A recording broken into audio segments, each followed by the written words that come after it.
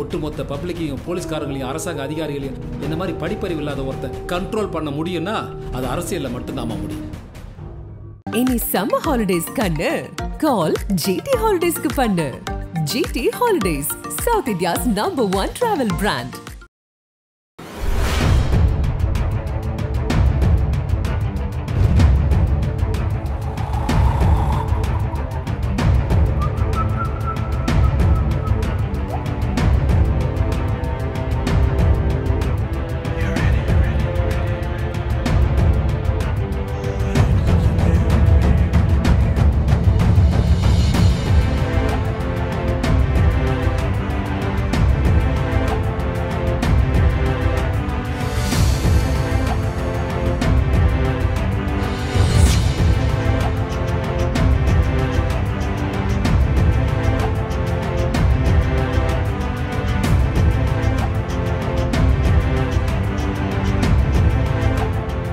பாத்தீங்கன்னா தெரியும், ஒரு 16 தூண்கள் உள்ள மண்டபப்படிய மூக்கையா தேவர் பார்லிமெண்ட் மெம்பரா இருக்கையில அரசாங்கம் யாருமே உதவல, மத்த யார்ட்டையும் வசூலும் வாங்கல. இது முழுக்க முழுக்க நீலகண்ட பிரதர்ஸ் ஒப்பந்ததாரர்கள் கட்டி கொடுத்த மண்டபம் தான் இது. 16 தூண்கள் இருக்கும் நீங்க என்னீங்கன்னா. ஆனா மூக்கையா தேவர் சொன்னது 36 தூண்கள் உள்ள பெரிய மண்டபம் கேட்கிறாரு, அது முடியல.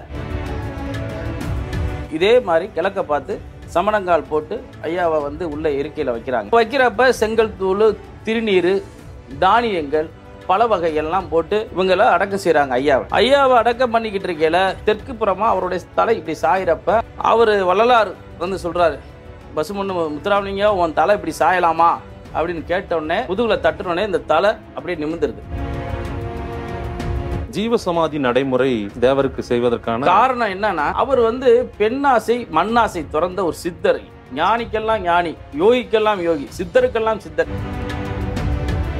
இங்க ஒரு காலங்களில் நீங்க பாத்தீங்கன்னா இந்த உள்ள வந்தா புலிக்கொடியை தவிர எதுவுமே பார்க்க முடியாது. புலிக்கொடி இருந்தாதான் இங்க ஒரு காங்கிரஸ் கொடி இருக்கும், ஒரு புலிக்கொடி இருக்கும், ஒரு அதிமுக கொடி, ஒரு புலிக்கொடி, காங்கிரஸ் திமுக கொடி, ஒரு புலிக்கொடி, அப்படிதான் எந்த வண்டியுமே இங்க வரும். ஆனா இன்னைக்கு பாத்தீங்கன்னா புலிக்கொடியே காணாம். எங்களை மாதிரி கட்சி வச்சிருக்கவங்க, அமைப்பு வச்சிருக்கவங்க தான், ஃபார்வர்ட் பிளாக்கை நேசிக்கக்கூடியவங்க தான் புலிக்கொடியோட வரமே தவிர இங்க மலர் வளையத்துக்கு இங்க அலோடு கிடையாது. இங்க மலர் வளையம் இறந்தவங்களுக்கு தான் மலர் வளையம் வைப்பாங்க. இங்க மாலை மட்டும்தான், தேங்காய், திருநீர், கோயில்ல என்னென்ன அபிஷேகம் நடக்குதோ அதெல்லாம் இங்க நடக்கும். இங்க மலர் வளையம்லாம் வாங்கினா வெளியே போட்டுருவோம், இங்க வைக்கிறதுக்கு அலோவ் பண்ண மாட்டோம். நீங்க 29ஆம் தேதி நீங்க வந்தீங்கன்னா இந்த பகுதியில அப்படி எள்ளு போடுறதுக்கு இடம் இருக்காது. நீங்க அதை கண்டிப்பா மதுரையில எப்படி சித்திரை திருவிழாவோ அதுக்கு நிகரா இங்க நிகழ்ச்சி நடக்கும். இதுல எந்த இடத்துலயும் இந்த சாராயத்தை குடிச்சிட்டு ஆடுறது எதுவுமே இந்த பகுதியில் அது சுத்தோட்டத்துல இருக்காது.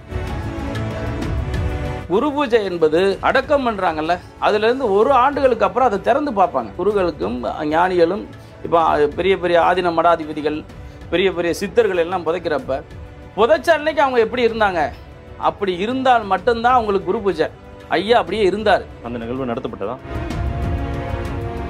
அன்னைக்கு இந்த பகுதியில் சில சாதிய போக்குகள்லாம் அதிகரிச்சிருந்த நேரம் அந்த குளத்துல ஒரு தாய் குளிச்சுட்டு வெளியே வராங்க. அப்ப அந்த மேலாடை அணிகிற பழக்கம் கிடையாது. என்ன செய்யறாங்கன்னா, இப்போ ஒரு பெண் ஆண்கள் வராங்கன்னு சொல்லி இப்படி மேலாடை போட்டு வரையில அதை அங்க இருக்க பெரியவர்கள்லாம் நீ எப்படி நீ மேலாடை போடலாம் அப்படின்னு ரிமூவ் பண்ணுங்கன்னா, அன்னைக்கு தேவர் கொஞ்ச நாள்லயே இந்த கொடுமையெல்லாம் எதுக்குறார். இன்னைக்கு அவர் பிறந்த மண்ணில் கூட பாருங்க அவ்வளவா இருக்காது, சிலைகள்லாம் இருக்காது. உசிலம்பட்டி கல்லர்கள் சமுதாயம் வாழக்கூடிய பகுதிகளில் பார்த்தீங்கன்னா சந்துக்கு 4 சிலை இருக்கும். ஏங்க இன்ன வரைக்கும் தேவர் ஐயாவுக்கு ஒரு சின்ன இழுக்கு அப்படின்னு வந்துச்சுன்னா ஃபர்ஸ்ட் உசிலம்பட்டி, மதுரை மாவட்டம் உசிலம்பட்டி தான் முன்னால் நிற்கும். பர்மாவுக்கு முத்துராமலிங்க தேவர் அங்கே விசிட்டுக்கு போறாரு ஐயனியை பார்க்க. அப்போ போயில இந்த பெண்கள் பூரா அந்த முடிய தரையில வச்சு இப்படியே படுத்திருக்காங்க. இவருக்கு உடம்பெல்லாம் நடிக்கிறது. பெண்களை என் தாயாக, என் உடன் பிறந்த சகோதரியா பார்க்கிறேன், உங்களை என்ன இது ஒரு இழிச்செயல், நான் இப்படியே ஏறி நம்ம தமிழ்நாடு போயிருவேன், இதை எடுக்கணும்ட்டார். இந்த மரியாதை எனக்கு வேணாண்டான்ட்டார். ஒரு பெண்களை அடிமைப்படுத்தி அந்த கூந்தலிலே நடக்கக்கூடிய அந்த மரியாதை எனக்கு வேணான்னு சொன்ன ஒரு தேவர். மாதேசி, இந்த புண்ணிய பூமியில ஒரு ஜாதி கலவரம் துப்பாக்கி சூடு நடந்துச்சுன்னு உங்களால சொல்ல முடியுமா? இல்ல. 78ல இருந்து இப்ப வரைக்கும் குரு பூஜையில ஒரு கலவரம் நடந்துச்சு, இங்க தீய எரிச்சாங்க, கடையை உடைச்சாங்க, ஏதாவது ஒண்ணு சொல்ல முடியுமா? ஏன்னா இது ஆன்மீக விழா, இங்க நடக்காது, பிற இடங்கள்ல நடக்குது. நீங்க அதோட இதை கம்பேர் பண்ணக்கூடாது. ராமநாதபுரம் மாவட்டம் பசுமொன்னில் உள்ள பசுமொன் முத்துராமலிங்க தேவருடைய நினைவிடத்துல தான் நாம இருந்துட்டு இருக்கோம். இன்றைக்கு பசுமொன் முத்துராமலிங்க தேவருடைய நினைவுகளையும் அவருடைய வாழ்வியல் குறித்தெல்லாம் நம்மிடையே தென்னிந்திய ஃபார்வர்ட் பிளாக் கட்சியினுடைய நிறுவன தலைவர் அண்ணன் KC திருமாறன்ஜி அவர்கள் இருக்கிறார். அவரிடம் கேட்போம். வணக்கம் அண்ணே. வணக்கம். எப்படி இருக்கீங்க? நல்லா இருக்கேன் மாதேஷ். தேவருடைய நினைவகத்தில் அவருடைய உருவத்திற்கு அருகாமையிலே நீங்களும் நின்றுட்டு இருக்கீங்க. எப்படி உணர்கிறீர்கள்? எங்களுடைய வாழ்வின் வைப்ரேஷன் அப்படின்னு சொன்னா இந்த இடம் தான் எங்களுக்கு. நாங்க வெளியெல்லாம் இவ்வளவு தூரம் தைரியமா போயிட்டு வரோம் அப்படின்னா அதோட வைப்ரேஷன் எங்க இருந்து கிடைக்குன்னா எங்களுக்கு இங்க இருந்து தான். எங்களுக்கு அவ்வளோ ஒரு புத்துணர்ச்சி. எங்க ஒரு குலசாமி கோயிலுக்கு போனா எப்படி இருக்குமோ அது மாதிரி எனக்கு இங்க வந்தா ஒரு புத்துணர்ச்சி இருக்கும். அதனால ஐயாவை பார்க்குறப்பெல்லாம் எங்களுக்கு ஒரு எக்ஸ்ட்ரா பூஸ்ட் கொடுக்குற மாதிரி, விட்டமின் இன்ஜெக்ஷன் போட்டுக்கிட்ட மாதிரி நாங்கள் அப்பப்போ வருவோம். ஐயா, அவர் தங்கவேல் தேவர் ஐயாவுடைய பையன் ஐயாவை பார்ப்போம். அவரை பார்த்து பேசிட்டு போவோம். அவர் பெரிய ஒரு பூசாரி இருப்பார், பார்த்து பேசிட்டு போவோம். அப்பப்போ வருவோம். இந்த நினைவகம் அமைக்கப்பட்டது எந்த வருடம்? ஆக்சுவலாக 1963 அக்டோபர் 29 அதிகாலையில் பசுமன் முத்துராமலிங்க தேவர் வந்து உயிர் பிரியுது திருநகரில். மதுரை மாவட்டம் திருநகர் பகுதியில் அவர் இறந்த உடனே ஐயாவை இங்கே கொண்டு வந்துடுறாங்க. அங்கேருந்து அவர் இறக்குறதுக்கு முன்னால் அவருடைய ஆசை பசுமன் கிராமத்தில் என்னை அடக்கம் செய்ய வேண்டும் என்பதற்காக இங்கே கொண்டு வராங்க. இந்த இடத்த பார்த்துக்கோங்க. இந்த இடம் இன்னும் பள்ளமாக இருக்கும், 11 அடிக்கு கீழே. சரி. இது வந்து மாற்றி அமைக்கப்பட்டிருக்கு. ஐயாவோட இது 11 அடிக்கு கீழே சிவலிங்கம் மாதிரி வளர்த்து வளர்த்து வளர்த்து கொண்டு வந்து இங்கே உருவகப்படுத்தப்பட்டிருக்கு. கிட்டத்தட்ட இவர் ஐயா இறந்து 63க்கு அப்புறம் 74 வரைக்குமே இது ஒரு கூரையாக தான் இருந்துச்சு. இந்த ஃபார்ப்ளாக்காரங்க வருவாங்க, இங்கே இருக்க ஊர் பெரியவங்க வருவாங்க, சாமி கும்பிடுவாங்க, அப்படியே போயிடுவாங்க. இதை வந்து அதை வெறும் கூரை செட்டாகவே இங்கே இருந்தது. அப்போ மூக்கியா தேவர் இங்கே பார்லிமெண்ட் மெம்பர். மூக்கியா தேவர் வந்து ராமநாதபுரம் எம்பியாக இருந்தவர், பார்லிமெண்ட் மெம்பராக இருந்தவர். அவருக்கு பெரிய மன உளைச்சல். நம்மளுக்கெல்லாம் ஒரு ஞானியாக, சித்தராக, யோகியாக வாழ்ந்தவருடைய நினைவிடம் இப்படி இருக்கே, இதுக்கு ஏதாவது பண்ணணும் அப்படின்னு சொல்லி இங்கே இருக்க ஊர் பெரியவங்க, மூக்கியா தேவர் போன்றவங்க இதுக்கு மெனக்கிடுறப்ப என்ன செய்கிறாங்க, நோட்டீஸ்லாம் அடித்து எல்லாத்துக்கும் கொடுக்குறாங்க, இந்த மாதிரி இதை வேலை பார்க்கணும் அப்படின்னு சொல்லி. அந்த நேரத்தில் தான் வந்து பாம்பன் பாலம், இந்திரா காந்தி 73ல் பாம்பன் பாலம் வந்து இங்கே அடிக்கல் நாட்டப்படுது, அந்த தரப்பாலம். அப்போ அங்கே நீலகண்ட பிரதர்ஸ்ன்னு சொல்லி அவங்க இந்த கான்ட்ராக்ட் ஒப்பந்ததாரர்கள், அந்த ஒப்பந்ததாரர்கள் இங்கே பார்லிமெண்ட் மெம்பர்ன்ற முறையில் மூக்கியா தேவரை வந்து சந்திக்கிறாங்க. சந்தித்து இந்த மாதிரி நாங்கள் வேலை ஆரம்பிக்க போகிறோம், நீங்கள் எங்களுக்கு ஒத்துழைப்பாக இருக்கணும் அப்படின்னு சொன்னோன்னே அப்போ மூக்கியா தேவர் அவங்கக்கிட்ட ஒரு கோரிக்கை வைக்கிறார். அப்போ 74ல் மதுரை கோரிப்பாளையம் தேவர் சிலை திறந்த டைம். அதுவே அவர் ரொம்ப கஷ்டப்பட்டு மூக்கியா தேவருடைய முழு முயற்சியால் அது துவக்கப்பட்டது.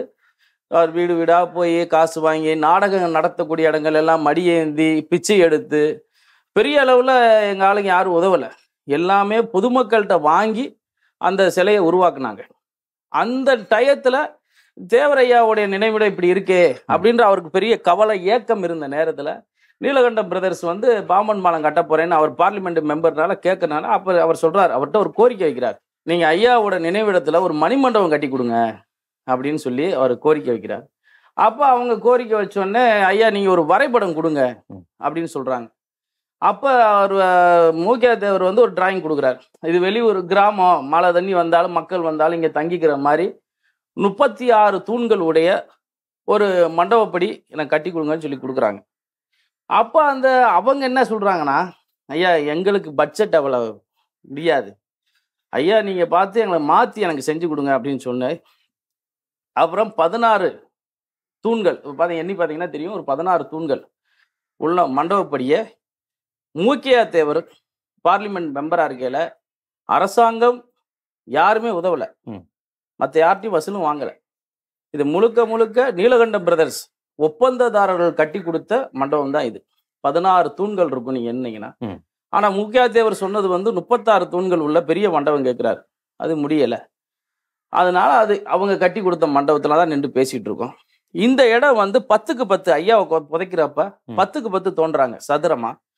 இதே மாதிரி கிழக்க பார்த்து இப்போ ஐயா எப்படி உட்காந்துருக்காரு, இதே மாதிரி கிழக்க பார்த்து சமணங்கால் போட்டு ஐயாவை வந்து உள்ள இருக்கையில் வைக்கிறாங்க.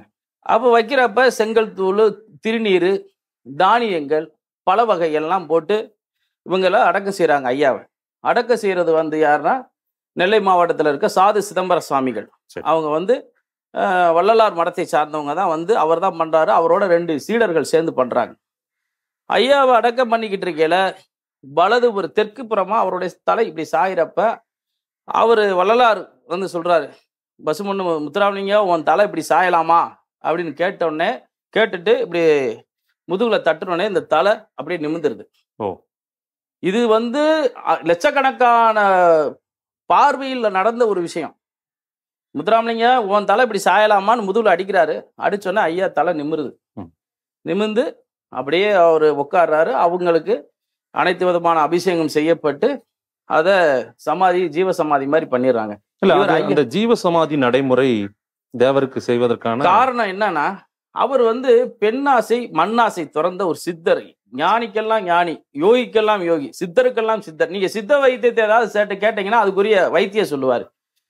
ஞானிகளை விட ஞானிகள் என்னென்னலாம் சிந்திப்பாங்களோ அந்த மாதிரி சிந்திச்சவர். அரசியல்ல உங்களுக்கு தெரியாத ஒன்றும் இல்லை, அவர் அனைத்து மொழிகளும் பார்லிமெண்ட்ல பிச்சு எறிவார். அவர் வந்து தொலைநோக்கு சிந்தனை உள்ள ஒரு மாபெரும் யோகி. அதனால அவருக்கு வந்து எல்லாமே தெரியும். அதனாலதான் அவர் யோகி நிலையை அடைஞ்சார். யோகி நிலையை அடைஞ்சு அவர் இறக்குறதெல்லாம் அவர் சொல்லியே இறந்தார். இந்த தேதியில நான் இறந்துருவேன்னு சொல்லி இறந்தவர். ஏற்கனவே சொல்லி இறந்தவர் பசுமன் முத்துராமலிங்க தேவர். கபாலம் இடிச்சு இதில் ஞானிகளுக்கும் யோகிகளுக்கும் தான் அதை உச்சி ஒடிச்சு போகும். உயிர் வந்து பல்வேறு விதமாக போகும். ஒன்று கண்ணு வழியா, மூக்கு வழியா, புலங்கள் வழியா போகும். ஞானிகளும் யோகிகளும் சித்தர்களுக்கு மட்டும்தான் தலை வெடிச்சு போகும். தலை வெடிச்சு அவர் உயிர் வெளியே போனது. அதனால அவர் யோகியா நாங்க கருதுவோம். அதுக்கப்புறம் இந்த இடத்துல இந்த நினைவிடம் கட்டப்பட்டுச்சு. 2007 நூற்றாண்டு விழா. 2007 நூற்றாண்டு விழால ஆக்சுவலா வந்து ஜெயலலிதா ஆட்சியில் இருக்கையிலேயே இந்த இதுக்கு வந்து சிறப்பா பண்ணணும்னு சொல்லி அவங்க முடிவு பண்ணாங்க. இப்ப இந்த காம்பவுண்ட் வால் இருக்கு பாருங்களா, அந்த காம்பவுண்ட் வால் தனிக்கொடி என்ற சொல்லி முதுகுளத்தூர் எம்எல்ஏ அவர் கட்டி கொடுத்தது. அதே மாதிரி அந்த வெளியே இருக்கு பாத்தீங்கன்னா அந்த மண்டபப்பணி நிறைகுலத்தான் எம்பி ஒரு தேவேந்திர குல மக்கள் வகுப்பை சேர்ந்தவர். அவர் தான் அந்த மண்டபம்லாம் கட்டி கொடுத்தவர்.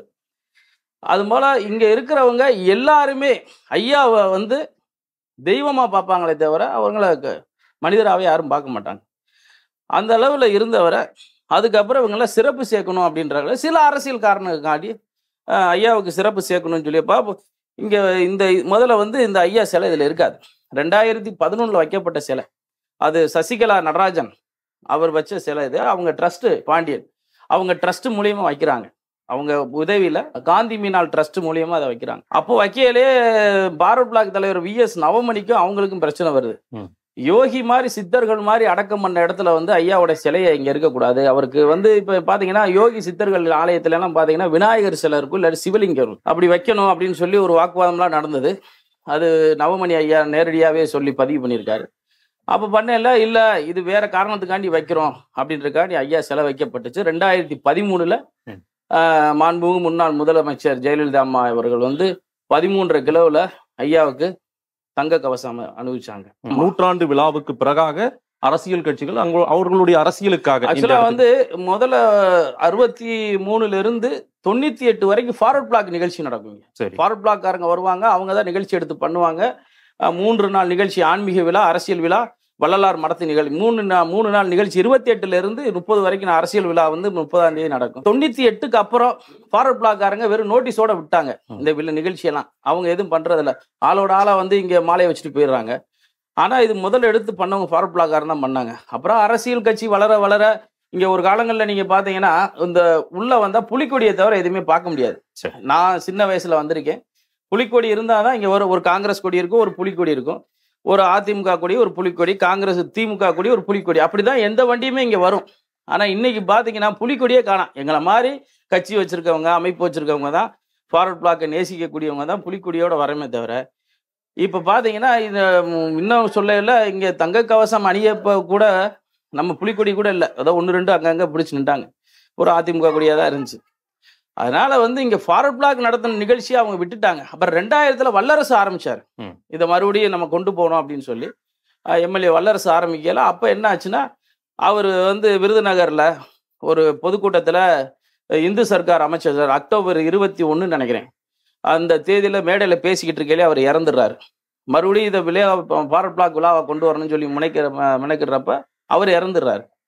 இறந்தோடனே அந்த விழா வந்து ஃபார்வர்ட் பிளாக் கையை விட்டு இது வெளியே போய் இன்னைக்கு பொதுவான அரசியல் கட்சிகள்லாம் வரக்கூடிய ஒரு சடங்கு மாதிரி இப்போ இங்க வந்து மலர் வளையத்துக்கு இங்க அலோடு கிடையாது.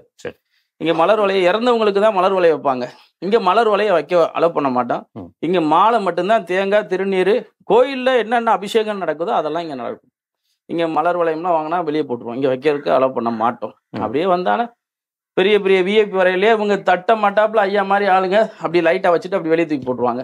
இங்க வந்து உள்ள வைக்க மாட்டாங்க. நூற்றாண்டு விழா ஆரம்பிக்கிறதுக்கு முன்னாடியே வந்து மதுரையில கலெக்டரேட்ல கூட்டம் நடக்குது. அந்த கூட்டத்துல நானும் கூட போயிருந்தேன் 2008. அப்போ விஎஸ் நவமணி என்ன சொல்றாருன்னா, இதை வந்து பழமை மாறம், இது 500 ஆண்டுகளுக்கு முன்னால இது ஒரு ஜமீன். இந்த இடம் முத்துராமலிங்க தேவர் இந்த பசுமன் கிராமத்துக்கே 18 வயசுக்கு மேலதான் வராரு. அதுக்கு முன்னால இந்த கல்லுப்பட்டின்ற ஒரு கிராமம் பக்கத்துல இருக்கு. அவங்க அத்தை மீன சுலோக்ஷனான்னு நினைக்கிறேன், பெரியம்மா வீட்டில் தான் அவர் இருந்தார், அவங்க பாட்டி வீட்டில் தான் இருந்தார். அப்போ இந்த பகுதியில் 500 ஆண்டுகளுக்கு இருக்கக்கூடிய இது ஒரு ஜமீன் மாதிரி இந்த வீடு. இந்த பழமை மாறாமல் நீங்கள் வந்து இந்த இடத்த சரி செய்யணும் அப்படின்னு சொல்லி அவங்க கோரிக்கை வைத்ததன் பேரில் எதையுமே டச் பண்ணியிருக்க மாட்டாங்க. அந்த வீடெல்லாம் பார்த்தீங்கன்னா அதே பழமையிலே தான் இருக்கும். அது சின்ன சின்ன வேலை பார்த்துருப்பாங்களே தவிர அந்த பழமை மாறாமல் வச்சுருக்காங்க. வருட வருடம் இந்த இடத்தில் குரு பூஜை நிகழ்வு நடக்கும்னு எந்த அளவுக்கு ஒரு பிரசித்தி பெற்ற ஒரு விழாவாக இருக்கும்? ஆக்சுவலாக குரு பூஜைன்றது வந்து 73ல் அதிமுக உதயமாகுது. கந்தசாமி எம்எல்ஏவோட தம்பி மாயத்தேவர் வந்து இடைத்தேர்தல் பார்லிமெண்ட்ல ஜெயிக்கிறாரு. அதுல இருந்துமே வந்து அதிமுகவுக்கு இந்த முத்துராமலிங்க தேவர் மற்றும் அவர் சமூகத்தின் மீது அதிக பற்று வந்துச்சு. அப்ப முத்துராமலிங்க இதுக்கு முன்னால ஒரு நிகழ்வு கூட, எம்ஜிஆர் இங்க வர்றாரு, ஐயாவோட இறந்த நாளை அன்னைக்கு எம்ஜிஆர் இங்க இருக்கிறாரு. எம்ஜிஆர் இருந்து இந்த அடக்கம் முடிஞ்சுட்டு போகல, அன்னைக்கு ஃபார்வர்ட் பிளாக் தலைவராக இருந்தவர் சசிவர்ண தேவர். சசிவர்ண தேவருக்கு ஒரு கடிதம் எழுதுறாரு, இந்த மாதிரி வந்து முத்துராமலிங்க தேவருக்கு நீங்க ஏதாவது செலவு வைக்கிறதா இருந்தால் அது என்னுடைய முழு செலவை நான் ஏத்துக்கிறேன் அப்படின்னு சொல்லி அதிமுகவை சேர்ந்த அன்னைக்கு அன்றைய முதல்வர் 77ல் அவர் ஆட்சிக்கு வர்றாரு. வந்தோடனே எம்ஜிஆர் தான் வந்து இதை அரசு விழாவாக கொண்டு வர்றார், குரு பூஜையை நடத்தணும் அப்படின்னு. அதுக்கு முன்னால வரைக்கும் வள்ளலார் மடத்துல சாது சிதம்பர சாமிகள் வருவாங்க. இங்க ஒரு 1008 திருவிளக்கு பூஜை நடக்கும். இங்க வள்ளலார்களுடைய அந்த சன்மார்க்க பாடல்கள் ஒலிக்கப்படும். இங்க பல்வேறு அபிஷேகங்கள் நடக்கப்படும். அப்படிதான் நடந்துச்சு. இதை அரசு விழாவா கொண்டு வரணும் அப்படின்றக்கான தான் எம்ஜிஆர் 78ல் இதை அரசு விழாவா அறிவிக்கிறார். அரசு விழாவை அறிவிச்சு ஆன்மீக விழா, அரசியல் விழா அப்படின்னு சொல்லி இதை பிரிக்கிறார், வள்ளலார் மடத்தோட விழா. இந்த நிகழ்ச்சியில அனைத்து தரப்பு மக்கள் இங்க வந்து பாத்தீங்கன்னா பால் குடம், காவடி எடுத்து வருவாங்க, அழகு குத்தி வருவாங்க. நீங்க 29ஆம் தேதி நீங்க வந்தீங்கன்னா இந்த பகுதியில வந்து அப்படி எள்ளு போடுறதுக்கு இடம் இருக்காது. நீங்க அதை கண்டிப்பா மதுரையில எப்படி சித்திரை திருவிழாவோ அதுக்கு நிகரா இங்க நிகழ்ச்சி நடக்கும். இதுல எந்த இடத்துலயும் இந்த சாராயத்தை குடிச்சிட்டு ஆடுறது, தண்ணியை போட்டு ஆடுறது எதுவுமே இந்த பகுதியில் அது சுத்தோட்டத்துல இருக்காது. பெண்கள் பூரா சிலம்பு சுத்தி வருவாங்க, சுருள்வாள் சுத்தி வருவாங்க. இங்க பெண்கள் பூரா வந்து பால் குடம் ஏந்தி வருவாங்க, முளைப்பாரி போட்டு வருவாங்க. இங்க வந்து பொங்கல் வைப்பங்கெல்லாம் இடமே இருக்காது, பூரா பொங்கல் வைப்பாங்க, வெளியெல்லாம் பொங்கல் வைப்பாங்க. இந்த இடத்துல அவ்வளவு ஒரு ஆன்மீக விழான்றது வந்து ஒரு கோயில் திருவிழா எப்படி கோயில் கூட எப்படி நடக்குமோ அதே தான் நடக்குமே தவிர குரு பூஜை என்பதா குருவுக்கு நடத்தப்படக்கூடிய பூஜை தான் குரு பூஜை. இன்னைக்கு இந்த முத்துராமலிங்க தேவர் நடக்கிற அந்த குரு பூஜையை மனசுல வச்சுக்கிட்டு நாங்க அந்த தலைவருக்கு குரு பூஜை பண்றோம், அங்க தோன்றோம், அந்த குரு பூஜை எல்லாம் கிடையாது. அது வந்து அவங்கவுங்க இதை சிறுமைப்படுத்தணுன்றக்காண்டி பல்வேறு தரப்புல நாங்க குரு பூஜைன்னு சொல்றாங்க. ஆனா குரு பூஜை என்பது இவரை அடக்கம் பண்றாங்கல்ல, அதுல இருந்து 1 ஆண்டுகளுக்கு அப்புறம் அதை திறந்து பார்ப்பாங்க. அந்த குருகளுக்கும் ஞானிகளும் இப்ப பெரிய பெரிய ஆதீன மடாதிபதிகள், பெரிய பெரிய சித்தர்கள் எல்லாம் புதைக்கிறப்ப புதைச்ச அன்னைக்கு அவங்க எப்படி இருந்தாங்க, அப்படி இருந்தால் மட்டும்தான் அவங்களுக்கு குரு பூஜை. ஐயா அப்படியே இருந்தாரு. அந்த நிகழ்வு நடத்தப்பட்டதா? அந்த நிகழ்வு நடத்தப்பட்டுச்சு. வள்ளலார் சாமி மடத்துல இருந்து நெல்லை மாவட்டத்துல இருந்து சாது சிதம்பர சாமிகள் திறந்து பார்த்து ஐயா எப்படி அடக்கம் செய்யப்பட்ட நாள்ல எப்படி இருந்தாரோ அப்படி இருந்தார். அதனாலதான் இவருக்கு குரு பூஜை. ஆனா இன்னைக்கு யாராரா குரு பூஜைன்றான், வரலாறே இல்லாதவனுக்குலாம் குரு பூஜைன்னு சொல்ற அளவுக்கு மாறிடுச்சு. அப்படின்னா நான் யாரையும் தவறா நினைக்கல. அவங்க யாருமே குரு பூஜைன்ற வார்த்தையை பயன்படுத்தக்கூடாது. இந்த உலகத்தில் தோன்றி மறைந்த எத்தனையோ தலைவர்கள் இருந்தாலும் குரு பூஜைன்னு சொல்லக்கூடிய ஒரே தலைவன் பசுமன் முத்துராமலிங்க தேவர் தான். இவருக்கு மட்டும்தான் அந்த பேரும் அந்த செயலும் பொருந்தும். ஏன்னா அவர் அந்த மாதிரி வாழ்ந்தவர், அவர் யோகியை அடக்கம் செய்த மாதிரி அடக்கம் செய்யப்பட்டவர். ஜீவசமாதி, இது ஜீவசமாதியா இருந்து அவர் போனவர் இறந்த தேதியை கழிச்சு, இவருக்கு இறந்த அன்னைக்கு மயில் தானா மேல போய் கீழே விழுந்து இறந்துருச்சு, இவர் வளர்த்த மயில். அதனால அப்படி அவங்க மரணத்தை கணிக்கக்கூடியவங்களுக்கு தான் குரு பூஜை எல்லாமே. இன்னைக்கு ஆளுக்கு சொல்றாங்க நாங்க குரு பூஜைன்னு. அது அவங்களுடைய சமூக பெருமையை காட்டுறக்காண்டி சொல்றாங்க. ஆனா அந்த வார்த்தையை எல்லாரும் பயன்படுத்தக்கூடாது. குரு பூஜை அப்படின்னா நினைவு நாள்னு சொல்லலாம், வீர வணக்க நாள்னு சொல்லலாம். குரு பூஜை என்பது சித்தர்களுக்கு நடத்தக்கூடியது. அதுதான் அவங்க பயன்படுத்தணுமே தவிர எல்லாரும் அதை பயன்படுத்துறாங்க இன்னைக்கு.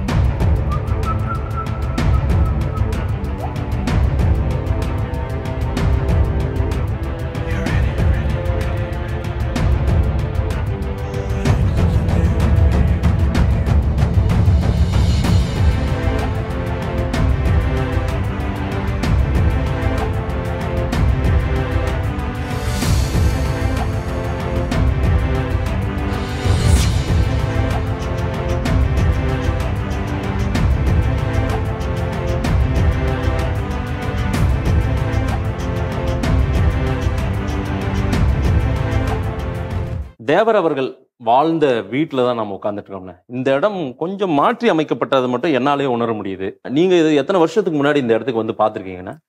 எனக்கு விவரம் தெரிஞ்ச காலத்துலேருந்து நான் வரேன். எனக்கு எப்போ விவரம் தெரியுமோ, நான் காலேஜ் ஸ்கூல் படிக்கிற காலத்துலேருந்து நான் வரேன். அப்போல்லாம் சீனியர் மோஸ்ட் சேதுராம பாண்டியன் ஐயா பெரியவர், அப்புறம் ஐயா சேதுராமன் மருத்துவர், இது மாதிரி அண்ணன் பிடி குமார், அவங்களாம் சீனியர் மோஸ்ட். மாமா முருகன்ஜி, அவங்கெல்லாம் ஐயா ஆண்டித்தேவர் ஐயா, அடுத்து நம்ம வல்லரசு ஐயா, இவங்கெல்லாம் இருக்கிற காலத்தில் நான் எனக்கு விவரம் தெரிஞ்ச காலத்துலேருந்து நான் வர்றேன் இங்கே. இது வந்து நூற்றாண்டு விழாவில் இதை மாற்றி அமைக்கப்பட்டுச்சு இந்த வீடை. இது ஒரு 500 ஆண்டுகளுக்கு பழமையான வீடு இந்த வீடு. அப்போ அனைத்து தலைவர்களின் கோரிக்கை, குறிப்பாக VS நவமணி அவர்கள் கோரிக்கை வைக்கிறார். இது ஒரு ஜமீன் வாழ்ந்த வீடு, இந்த இடத்துல நீங்கள் எந்த மாற்றமும் பண்ணிடக்கூடாது அப்படின்னு சொல்லி தான் இதை எந்த மாற்றமே தொட்டிருக்க மாட்டாங்க. பாத்தீங்கன்னா அந்த பழமை மாறாம வேலை பார்த்திருப்பாங்க. இந்த கீழே ஃப்ளோர் மட்டும் தான் வேலை பார்த்திருப்பாங்க. மற்றதெல்லாம் அப்படியே தான். இது ஐயா இந்த இடத்துல இருக்கிறது ஐயா பூஜை செஞ்ச ரூம். ஐயாவுக்கு மட்டும் தான் அங்க அலோடு. அவங்க வாரிசுதாரர் யாராவது அந்த வெள்ளி செவ்வாய்க்கு போய் இவங்க பூஜை பண்ணுவாங்க. திறக்கவே மாட்டாங்க. இப்போ திறப்பாங்க. எங்களை மாதிரி ஆளுங்க வந்தா திறந்து கொடுப்பாங்க. நாங்கள் ஒரு 5 நிமிஷம் உட்காந்துட்டு வருவோம். ஆனா இப்ப அதையும் ஸ்டாப் பண்ணிருக்காங்க இங்க வேலை நடக்கிறதுனால. உள்ள நேதாஜி அவர்களால் வழங்கப்பட்ட புலி ஒண்ணு இருக்கும், உள்ள பாத்தீங்கன்னா இருக்கும். அவர் நேதாஜி கையிலேயே வாங்கினது. நீங்க பாத்தீங்கன்னா வீர சாவர்கருடைய போட்டோஸ் எல்லாம் இருக்கும். நீங்க பாத்தீங்கன்னா வீர சாவர்கருடைய போட்டோ இங்க இருக்கும், சீனிவாச ஐயங்காரு, விவேகானந்தரோட போட்டோஸ், இவரு ஞானிகள் இங்க பாத்தீங்கன்னா இருக்கும். அதே மாதிரி ஹரிஜன சனங்களுடைய இதுல செக்ரட்டரியா இருந்த ஒரு ஆவணம் இங்க இருக்கு. இஸ்லாமியர்களுக்கு வரவேற்று கொடுத்த ஒரு ஆவணம் இங்க இருக்கு. அது போன்ற பல்வேறு நேதாஜியோட இருந்த பல்வேறு ஆவணங்கள் இங்க இருக்கு. இந்த பாத்தீங்கன்னா நீங்க போட்டோ ஷூட் பண்ணீங்கன்னா எல்லா இடத்துலயும் இருக்கும். இந்த இடத்துலதான் அவர் தாத்தா வெள்ளச்சாமி தேவர், அவங்க அப்பா உக்கரபாண்டி தேவர், பசுமன் ஐயா முத்துராமலிங்க தேவர் எல்லாம் பிறந்த இடம் இது. இந்த இடத்துல முத்துராமலிங்க தேவர் ஐயா அவர் பிறந்த உடனே 6 மாத காலங்கள்ல அவங்க இந்திராணி அம்மா இறந்துடுறாங்க. இறந்த உடனே இவர் இந்த கல்லுப்பட்டி பக்கத்துல இருக்க மீனலோச்சனை அப்படின்னு சொல்லி அவங்க பெரியம்மா, அவங்க பாட்டி இந்திராணி அம்மா, அவங்க தேவரோட பாட்டி வீட்டுல தான் அவர் வளர்ந்தாரு. 18 வயசு வரைக்குமே அவர் அங்கதான் இருந்தார். இங்க 18 வயசுக்கு மேலதான் இங்க வர்றாரு, பசுமன் கிராமத்துக்கே. பிறந்ததுல இருந்து அவர் இங்க இருக்க பக்கத்துல இருக்க கல்லுப்பட்டின்ற கிராமத்துல தான் அவர் வளர்ந்ததெல்லாம். சிறு வயதுல ஒரு இஸ்லாமிய பெண் தான் அவருக்கு பால் இருக்கலாம், வாய்ப்பு இருக்கு. நிறைய பெண்கள் அவங்க தாய் இல்ல. இப்ப நீங்க கிராமங்கள்ல பாத்தீங்கன்னா அழுத பிள்ளை பால் குடிக்கும் அப்படின்வாங்க. இப்ப விவசாயங்களுக்கு நீங்க போனீங்கன்னா தொட்டி கட்டி விட்டுருப்பாங்க.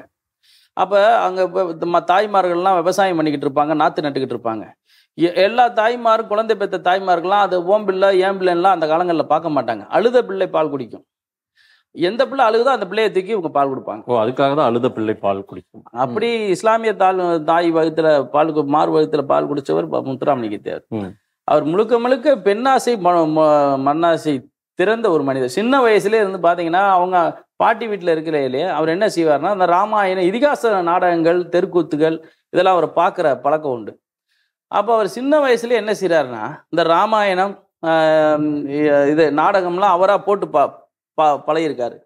அப்போ ஒரு சைடுல அரக்கர்களை கொல்றதுக்கு அந்த காலத்துல என்ன செஞ்சிருக்காருன்னா, இந்த நாடகங்கள் சின்ன வயசுல விளையாடையில இது கருவளை முள் இருக்கு பாருங்களா, காக்கா முள்ளுன்னு சொல்லுவோம், அந்த முள்ளை உடைச்சு கொடுத்து அந்த ராவணனை கொல்ற மாதிரி எல்லாம் சின்ன வயசுல இருந்தே அவர் இப்படிதான் விளையாண்டுருக்காரு. ஏன்னா என்னைக்குமே அவர் இந்த அமைதி வெளி போற விரும்பாதவர். என்னைக்குமே ஆயுதம் ஏந்தி போராடணும் ஒரு குணம் உடையவர். எதையும் அடி வாங்கி பெறக்கூடாது, அடிச்சு பெறணும் அப்படின்னு நினைக்கக்கூடிய ஒரு சுதந்திர போராட்டத்துல சொல்றேன். அதே சித்தாந்தம் அவர் சின்ன வயசுல இருந்தே இருந்துச்சு. அசுரர்களை அழிப்பதற்கு ஆயுதம் தான் தேவை அப்படின்னு நினைச்ச சித்தாந்தவாதி சின்ன வயசுல இருந்தே. அதே போல இதுக்கு பின்னாடி ஒரு குளம் இருக்கும். அதுல எம்எல்ஏ மலைச்சாமி தான் அதுக்கு படியெல்லாம் கட்டி கொடுத்துருக்காரு. அந்த குளம் பின்னாடி இருக்க குளம். 18 வயதுக்கு மேல இங்க வர்றாரு. அன்னைக்கு இந்த பகுதியில வந்து சில சாதிய போக்குகள்லாம் அதிகரிச்சிருந்த நேரம். அப்ப அந்த குளத்துல இருந்து ஒரு தாய் குளிச்சுட்டு வெளியே வராங்க. அப்ப அந்த மேலாடை அணிகிற பழக்கம் கிடையாது. அப்ப என்ன செய்யறாங்கன்னா, இது வந்து இது ஒரு பெண் ஆண்கள் வராங்கன்னு சொல்லி இப்படி மேலாடை போட்டு வரையில அதை அங்க இருக்க பெரியவர்கள்லாம் வந்து நீ எப்படி நீ மேலாடை போடலாம் அப்படின்னு ரிமூவ் பண்ணுங்கன்னா, அன்னைக்கு தேவர் வந்து கொஞ்ச நாள்லயே வந்து இந்த கொடுமையெல்லாம் எதுக்குறாரு. அந்த பெண்ணுடைய மார்பை தன்னுடைய வேட்டியை அவுத்து கொடுத்து அந்த பெண்ணுடைய மானத்தை மறைக்கிறார். அது போன்ற பல்வேறு சின்ன வயசுல இருந்தே புரட்சிகரமான வேலை நிறைய பண்ணுவாரு அவர் சின்ன வயசுல இருந்தே. ஏன்னா அவர் தாய் இல்லாம வளர்ந்ததுனால பாக்குறவங்க எல்லாம் அவர் தாயா தான் பார்ப்பாரு. பெண்களை அவர் எந்த பெண்ணை பார்த்தாலும் அந்த இல்லாதவனுக்கு தான் அந்த ஏக்கம் இருக்கும். இல்லாதவனுக்கு ஏக்கம், அந்த சில நடக்க முடியாதவனுக்கு நடக்கிறவனை பார்த்தா ஒரு ஏக்கம் இருக்கும், பேச முடியாதவனை பார்த்தா பேசுறவனை கொண்டா ஏக்கம். தாய் இல்லாத அந்த ஏக்கத்துல அவர் பார்க்குறவங்கள தான் தாயா தான் பார்த்தாரு சின்ன வயசுல இருந்தே. அதே போல இங்க பசுமன் இந்த 32 கிராமங்களை வந்து தாழ்த்தப்பட்ட ஒடுக்கப்பட்ட மக்களுக்கு கொடுத்தாரு. இங்க இருக்க கிராமங்கள் புளிச்சிக்குளம், வீரசோளம், நரிக்குடி இந்த பகுதிகளில், இந்த சைடில் பசுமன் கிராமம், நிறைய பகுதிகளில் வந்து கமதி, முதுகுளத்தூர், நிறைய இடங்கள்ல 32 கிராமம். இவர் ஜமீனை வந்து இவர் ஒரு ஜமீன்தார் இருந்தாலும் ஜமீனுடைய இதை எதிர்த்தவர் தேவர். ஜமீன் ஒழிப்பு முறைக்கு இவர் பாடுபட்ட ஜமீன்தாரர் முறையை எதிர்த்தார். இவரே ஒரு ஜமீன்தார் தான். காரணம் என்னன்னா, அவங்க அப்பா உக்கிரபாண்டி தேவர் வந்து சேதுபதி மன்னர்கள், அவரு சோபமா இருந்தவர். அவர் வெள்ளச்சாமி தேவர்லாம் கொஞ்சம் ஜமீன்தார்கள். ஆனா இவர் வந்து விளையாண்டதெல்லாம் வந்து பாமரனோட சின்ன வயசுல இருந்தே கஷ்டப்படுறவங்க கூட இருந்தவர். அப்படி இருக்க சூழ்நிலையில இவங்களுடைய ஒரு தோட்டத்துல வேலை பார்த்துக்கிட்டு இருக்கப்ப ஒரு குறிப்பிட்ட சமூகத்தினர் வேலை பார்த்துக்கிட்டு இருக்கல. அப்ப என்ன செய்வாங்கன்னா, சுடுகூலை அப்ப வேலை பார்த்துக்கிட்டு இருக்கவங்கள இப்படி கையில சுடுகூழு வந்து இப்படி ஆப்பல் எடுத்து போட்டு பிடிச்சிக்க அப்படின்னா அதை பிடிச்சிக்கிறோம். கடிச்சுக்கன்னா இதுக்குள்ள பச்சை மிளகா இருக்கும். பச்சை மிளகா இப்படி கடிச்சுக்கிட்டு இப்படி குடிக்கணும். இப்படி ஒரு முறை இருந்துச்சு இந்த பகுதிகளில். இதை தேவர் பார்க்குறாரு. இதனால பெரிய கொடுமையா இருக்கு. சுடுகுல வந்து இவர் தேவர் வந்து இப்படி கை நீட்டுறாரு, ஊத்துறாக்க சுடுது இப்படி விட்டுறாரு. அவங்க உழைச்சி அவங்க கை அப்படி இருக்கிறதுனால அவங்க கை தாங்குது. அப்ப தேவர் வந்து வெகுதெழுதுறாரு, என்னடா இந்த கொடுமைலாம் நடக்குதுன்னு சொல்லிட்டு முத யூசன்ல ஒரு பிளேட்டு கண்டுபிடிச்சவர் தேவர் தான். பனை ஓலையை பிடுங்கி அதை தட்டு செஞ்சு கூடி இதுல குடிங்க அப்படின்னு. அப்பயே அதுக்கு எதிர்ப்பு இருந்திருக்கு. இப்படிலாம் செய்யக்கூடாது, தேவர் என்ன அப்பாட்ட சொல்லுவேன், நீ எங்க வேணாலும் போய் சொல்லுன்றார். முத்துராமலிங்க தேவருக்கும் உக்கிரபாண்டி தேவருக்கும் அசிங்கமா சொல்லுவாங்க. சொத்து தகராறுனாலதான் இவர் வந்து சீனிவாச ஐயங்கார் அப்படி பார்த்தாரு, கட்சியில சேர்ந்தார். இவர் கேவலமான ஒரு அரசியல் இந்த திராவிட கூட்டம் கிளப்பி விட்டது. அதெல்லாம் கிடையவே கிடையாது. இந்த மாதிரி பிரச்சனைகள் தான். இந்த ஆணவம் அது சம்பந்தம் பண்ணது, அந்த பழமையை இவர் எதிர்த்தது, சாதி ஏற்றத்தாழ்வை எதிர்த்து தான் அவங்களுக்கு அப்பாவுக்கும் அவருக்கு பிரச்சனையே தவிர சொத்து சம்மந்தம். ஏன் இவரே வந்து பெண்ணை நேரெடுத்து பார்க்காதவர், இவருக்கு எதுக்கு சொத்து? மக்கள் தான் சொத்து நினைச்சாரு. அன்னைக்கு வெறும் இங்க 4 கோடி பேர் தான் தமிழ்நாட்டில் அப்ப அன்னைக்கு இருந்திருக்காங்க. அந்த 4 கோடி பேர்ல வந்து முத்துராமலிங்க தேவர் சமுதாயம் எடுத்துக்கிட்டா, இன்னைக்கு எடுத்துக்கிட்டீங்கனாலே ஜெயந்தா நல்லா சொல்லுவாரு, மொத்தத்துக்கே நம்மளாம் 1.25 கோடி கூட இருக்க மாட்டாங்கண்டு. அந்த காலங்கள்ல எத்தனை பேர் இருந்திருப்பாங்க? ஒரு சமுதாயம் ஓட்டு போட்டு தேவர் வந்து வர முடியுமா? அனைத்து தரப்பு மக்களாலும் நேசிக்கப்பட்டவர். அந்த இமானுவேல் கொலை கேஸுக்கும் முத்துராமலிங்க தேவருக்கு சம்பந்தமே கிடையாது. அந்த கொலைக்கும் இவருக்கு சம்பந்தமே கிடையாது. அது காங்கிரசின் சூழ்ச்சியால் அவர் கொலை வழக்கில் சேர்க்கப்பட்டார். அந்த நிகழ்வு சேர்க்கப்பட்ட நிகழ்வு முதல் எஃப்ஐஆர்ல இல்ல, முதல் தகவல் அறிக்கையில் இல்ல, 2வது தகவல் அறிக்கை, 3வது தகவல் அறிக்கையில அவர் சேர்க்கிறாங்க. சேர்த்துதான் இதை குற்றவாளின்னு அவர் ப்ரூவ் பண்ண பார்த்தாங்க. ஆனா முத்துராமலிங்க தேவர் இறுதி வரை வழக்கறிஞர் வைத்துக் கொள்ளவில்லை. விருதுநகர்ல ஒரு தேர்தல் வருது. அந்த தேர்தல் சமயத்துல காமராஜர் வந்து கடத்தப்படுகிறார். அந்த மேடையில முத்துராமலிங்க தேவர் பேசுகிறார். அவர் பேசி இறங்குவதற்குள்ளாக அவர் மீண்டு வருகிறார். அந்த நிகழ்வை சொல்றாங்களே, அது அந்த வரலாற்று உண்மையா? 100% உண்மை. இது வந்து இன்னும் குமரி ஆனந்தன் இன்னும் உயிரோட தான் இருக்கிறாரு. இன்னைக்கு தமிழிசை சவுந்தரராஜனுடைய தகப்பனார். அவரு என்னை விட நல்லாவே சொல்லுவார். அந்த சமூகத்தை சேர்ந்தவர்கள், என்னடா நம்ம மாதிரி இருந்தவன் இன்னைக்கு இவன் மேலே மேலே போயிட்டு இருக்கான், இவன் எம்எல்ஏ எலெக்ஷனில் நிற்க போகிறான், இவனுக்கு பின்னால் நிற்கிறதா இன்னொரு சமுதாயத்திற்காண்டி சப்போர்ட்டாக இவர் சொந்த சமுதாயத்துக்காரங்களே தூக்குறாங்க. அப்போ முத்துராமலிங்க தேவர் மேடையேறி பேசுகிறாரு. நான் இப்போ மணி கரெக்டாக 9, நான் பேசி முடிப்பதற்குள்ளே காமராஜர் என் முன்னாலே நிற்கவில்லைன்னா நீங்கள் நடப்பதே வேற கண்டு விட்டுட்டு போயிட்டாங்க. இந்த மாதிரி வேலையெல்லாம் நிறைய பார்ப்பார் தேவர். முத்துராமலிங்க தேவர் காமராஜர் உருவாகுவதற்கு முழு காரணமாக இருந்தவர். அது ஒரிஜினலா இன்னைக்கு இருக்க இளம் தலைமுறைகள் அது ஒரு இழிவா நினைச்சுக்கிட்டு அப்படிலாம் இல்லை நாங்களாம் வந்தோம் வச்செல்லாம் பேசுறாங்க. அது வரலாறு புரியாம பேசுறாங்க. ஆனா முத்துராமலிங்க தேவர் காமராஜர் உருவானதற்கு காரணம் இல்லைன்னு சொன்னா அந்த வரலாறே பொய்யாயிரும். காமராஜர் வரலாறே பொய்யாயிரும். அன்னைக்கு கூட இமானுவேல் சேகர் கொலை வழக்கில் சேர்க்கப்பட்டதற்கு காரணம் சுதந்திரா காங்கிரஸ் ராஜாஜி ஃபார்வர்ட் பிளாக்கும் கூட்டணி வைக்க போறாங்க, அப்படி வச்சா காமராஜரை வீழ்த்திடுவாங்க அப்படின்ற ஒரே காரணத்தினால இந்த கேஸ்ல சேர்க்கிறாங்க. நேருவின் ஆலோசனை, காமராஜருக்கு அப்படி ஒரு எண்ணப்பாடு இருந்திருக்குமா என்ன? நேருவின் ஆலோசனைப்படி. அதுக்கு இன்னொரு ஹிஸ்டரி ஒன்று இருக்கு. மவுண்ட் பேட்டன் பவர் அந்த நாடு சுதந்திரம் பெற்ற பிறகும் இந்தியாவில் இருக்கிறாரு. அப்ப நான் நேதாஜியை நான் பார்த்தேன்னு சொல்லி பார்லிமெண்ட்ல பேசுறாரு. 57ல் பார்லிமெண்ட்ல பேசுறாரு. நான் நேதாஜியை பார்த்தேன் அப்படின்னு சொல்லி பேசுறாரு. அது அங்க இருக்க மவுண்ட் பேட்டன் பிரபுக்கு இவங்க என்ன சொல்லியிருக்காங்க, நேதாஜியை பிடிச்சு தருவோம் அப்படின்ற. இது பெரிய நெருடலை ஏற்படுத்துது. இது ஒரு குழப்பம். பார்லிமெண்டே பெரிய கசகசன் இருக்கு. அப்ப கூட தேனி பார்லிமெண்ட்டுக்கு சேர்ந்த ஒரு எம்பி தான், அவர் தான் முத்துராமலிங்க தேவருக்கு பைத்தியம் பிடிச்சிருச்சுன்னு சொல்லி பேசினவர். ஆனா இறுதியில அவர் பைத்தியம் பிடிச்சு தான் செத்தார். தேனி பார்லிமெண்ட் மெம்பர் பைத்தியம் பிடிச்சு தான் இறந்தார். அப்ப தேவர் நான் முத்துராமலிங்க நேதாஜி உயிரோட இருக்கிறாரு அப்படின்னு சொல்றாரு. இந்த குழப்பம் ஒண்ணு. இங்க சுதந்திரா காங்கிரஸோட பாரத் பிளாக் கூட்டணி வச்சுச்சுன்னா இங்க காங்கிரஸ் வீழ்ந்துரும் அப்படின்ற ஒரு சித்தாந்தம் ஒண்ணு. இப்படி ரெண்டும் சேர்ந்துதான் அன்னைக்கு இமானுவேல் சேகர் கொலையில சேர்த்தது. இது ரவீந்திரன் துரைசாமியோட இன்டர்வியூ பார்த்தீங்கன்னா தெரியும். அது கரெக்டா சொல்லியிருப்பார், என்னை விட தெளிவாகவே சொல்லியிருப்பாரு. அதுபோல இந்த பகுதியை பொறுத்த அளவுக்கு இப்ப இந்த எழுத்தாப்புல நீங்க நான் கார் நிப்பாட்டுக்கு இடத்த நீங்க பார்த்துருக்கலாம். இந்த இடங்களை உருவாகிறதுக்கு முன்னால இந்த பகுதியில தேவேந்திர குல மக்கள் தான் இருந்தாங்க. முன்னாடி ஒரு 85 வீடு 100 வீடு கிட்ட இருந்தாங்க. ஜெயலலிதா காலத்துல இருந்துட்டாங்க. இது புனரமைக்க போறப்ப அப்ப இந்த தியான மடம் நாடக மேடை இதெல்லாம் கட்டணும் அப்படின்றப்ப ஜெயலலிதா அம்மா கூப்பிட்டு சொல்றாங்க, ஒரு தொகுப்பு வீடு கட்டித்தரேன், நீங்க போயிருங்க. ஐயா கொடுத்த இடத்துலயே கட்டி கொடுத்தாங்க. ஐயாவோட இடத்துல தொகுப்பு வீடு கட்டி கொடுத்தாங்க. அவங்க எல்லாருமே அங்க போயிட்டாங்க. முன்னாடி தேவரையா இறந்து 63ல இருந்து 80 வரைக்குமே தேவேந்திர குல மக்கள் இங்க வந்திருக்காங்க. சோழ குடும்பன் வகைரா எல்லாமே இங்க இந்த இடத்துல இருந்து பொங்கல் வச்சு முடிவு காணிக்கெல்லாம் செலுத்திருக்காங்க. இந்த புரிதல் இல்லாத அரசியல் காழ்ப்புணர்ச்சி 98 கலவரம், இங்க 98 கலவரம், அடுத்து ஜான் பாண்டியன், கிருஷ்ணசாமி, எங்களுடைய சமூகத்தில் சில பேர் இப்படி சாதிய மோதல் அதிகரிச்சதுக்கு அப்புறம் தான் இந்த இடங்கள் ஒரு குறிப்பிட்ட சமூகம் வரக்கூடிய இடமா மாறிடுச்சு. இல்லைன்னா இங்க எல்லா சமுதாயமும் வந்த இடம். எல்லாரும் இங்க வருவாங்க, எல்லாரும் இங்க வழிபட்டுட்டு போவாங்க. இது இது நினைவிடம் கிடையாது, இது ஒரு ஆலயம். அப்படிதான் நாங்க நினைக்கிறோம். எல்லாரும் அதைத்தான் நினைக்கிறாங்க. இது ஒரு ஆலயம் தான். இந்த நூற்றாண்டு விழாவுக்கு ஒதுக்கப்பட்ட பட்ஜெட் எவ்வளவுன்னு பாத்தீங்கன்னா 2,85,00,000 ரூபாய். ஜெயலலிதா அம்மா அவங்க ஆட்சியில இருக்கிறாங்க 2001 2006க்குள்ள. அவங்க தான் இந்த ப்ராஜெக்ட் போடுறாங்க, இந்த இடத்த ரெடி பண்றாங்க. அவங்க ஆட்சி மாற்றம் வந்ததுக்கு அப்புறம் தான் 2007ல் நூற்றாண்டு விழா, 2007-8ல் அவங்க கலைஞர் அதை முடிச்சு வைக்கிறாரு.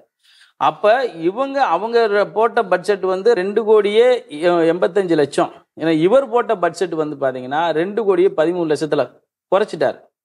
குறைச்சுதான் இதை பண்ணாரு.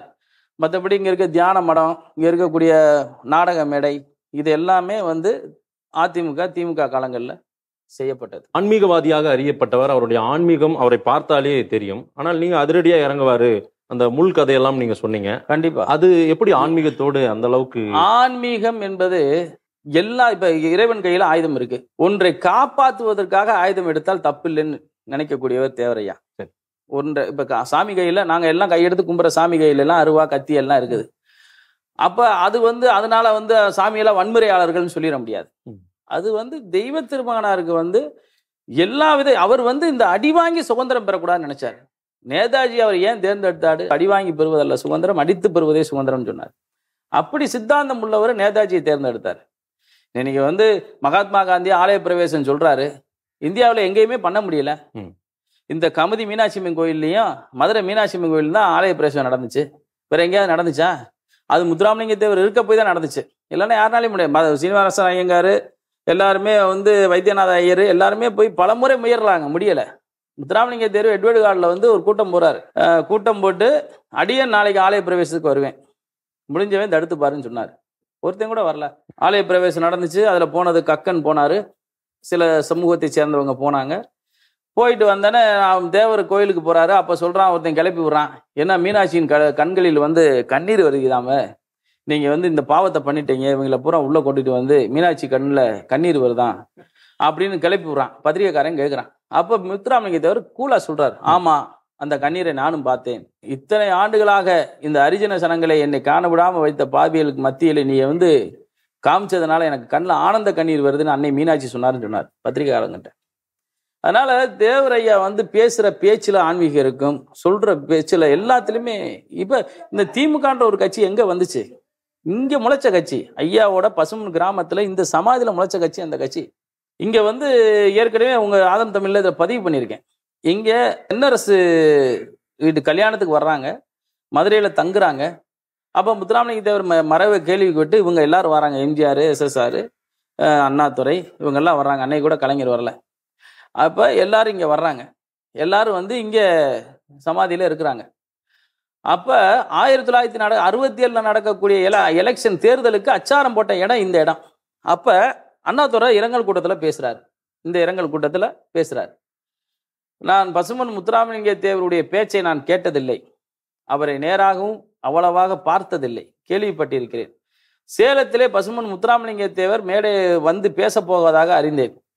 அதிலே நானும் ஒருவனாக இருந்து முத்துராமலிங்க தேவரை பார்த்தேன். அப்பொழுது அவர் மேடை ஏறி வந்த அழகும், அவர் அந்த மைக்கை பிடிச்சு அந்த சிங்கத்தின் பிடரியை சிலிப்பியது போல சிலிப்பி அவர் பேசிய பேச்சு இன்னும் என் கண்ணுக்குள்ளே இருக்கிறது. அண்ணாதுரை பதிவு இன்னும் இருக்கு, இரங்கல் அறிக்கையில் இருக்கு. அப்படிப்பட்ட முத்துராமலிங்க தேவரை காங்கிரஸ் செய்யாத குற்றத்திற்காக கொலை வழக்கிலே முத்துராமலிங்க தேவரை சேர்த்து அவரை கொஞ்சம் கொஞ்சமாக கொல்லக்கூடிய விஷத்தை கொடுத்து சண்டாளன் கொண்டு விட்டார்கள். காங்கிரஸ்காரன் கொண்டுட்டான். அவர்களுக்கு நீங்கள் செய்யக்கூடிய பாடம், வருகின்ற 67 தேர்தலிலே காங்கிரஸை வேறும் வேரடி மண்ணோடும் அறுத்தெறியப்பட வேண்டும். அதுதான் நீங்கள் தேவருக்கு செய்யக்கூடிய நல்ல காரியமாக புண்ணியமாக இருக்கும். அவர் ஆத்மா அப்பதான் சாந்தி அடையும்னு சொல்லி தேர்தல் அச்சாரத்தை எங்க போட்டாங்க? இங்க போட்டாங்க. இங்கிருந்து வளர்ந்த கட்சி தான் இந்த கட்சி, வேற எங்க இருந்து வளரல. அப்ப எங்க முதல்ல தேவருக்கு இந்த திக திராவிட கூட்டத்தை பிடிக்கவே பிடிக்காது. அவங்க சாமியை நெஞ்சித்து பேசுறாங்கன்னு. அப்ப முத்துராமலிங்க தேவர் வந்து என்ன செய்யறாரு, இவங்க உயிரோட இருக்கிற வரைக்கும் வரல, இவங்களை மேடை போட்டு எங்கேயும் பேச விட மாட்டாங்க. தேவர் இருக்கிற வரைக்கும் மதுரையா இருக்கட்டும், மதுரையில வந்து பரமத்தேவர் இருந்தாரு, செல்லூர் பரமத்தேவர், மற்றபடி இங்கிட்டு எல்லா பகுதியிலையும் ஃபார்வர்ட் பிளாக்காரங்க திகாக்காரங்க மேடை போட்டு சாமிகளை பேசினா தேவருக்கு பிடிக்காதுன்னு சொல்லி அடிச்சு விரட்டிடுவாங்க.